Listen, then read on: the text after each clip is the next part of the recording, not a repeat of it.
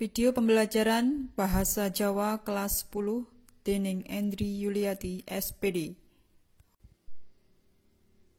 Artikel.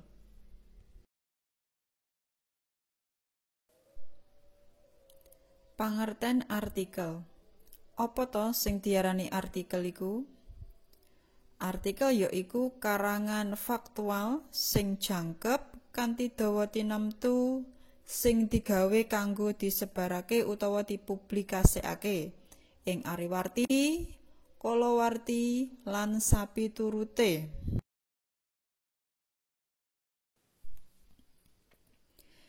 Dene struktur artikel iku ana papat, yaiku sing nomor 1 judul, sing nomor 2 pambuka, nomor 3 isi, lan nomor 4 panutup.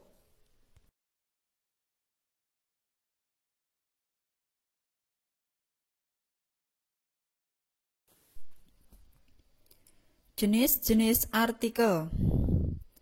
Artikel iku maceme ana akeh, nanging sing dibahas ning kene yaiku ana 5.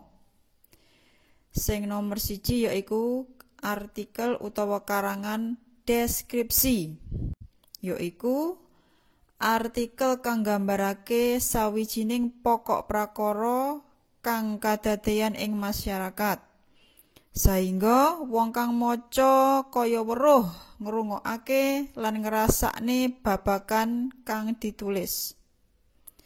Dene sing nomor 2 yaiku karangan utawa artikel narasi, yaiku artikel kang nyritakake kadadeyan kanthi wektu utawa kadadeyan kang runtut saka wiwitan nganti pungkasan, sehingga wong kang maca kaya-kaya nglakoni kaya dene kadadeyan kang ana ing jroning crita. Sing nomor 3 yaiku persuasi, yaiku artikel kang isine ngajak pamaca supaya nglakoni apa kang dikandhakake.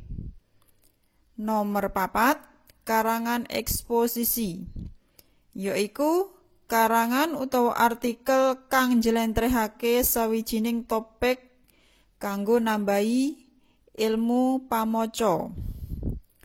Sing nomor 5 yaiku argumentasi, karangan utawa artikel kanggo mbuktekake kebenaran utawa pendapate salah sawijining wong.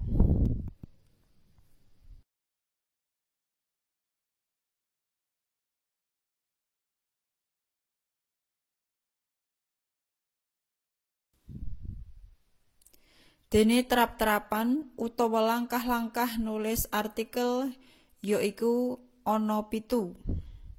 Sing nomor 1 nemtokake topik, tema lan tujuane nulis artikel. Sing nomor 2 ngrumusake ira-iraan utawa judul. Sing nomor 3 nggawe susunan karangan utawa kerangka. Sing nomor 4 nglumpukake data. Nomor 5 ngembangake kerangka karangan. Sing nomor 6 yaiku panutup lan kesimpulan. Dene sing nomor 7 sing terakhir yaiku nyempurnakake artikel kuwi mau.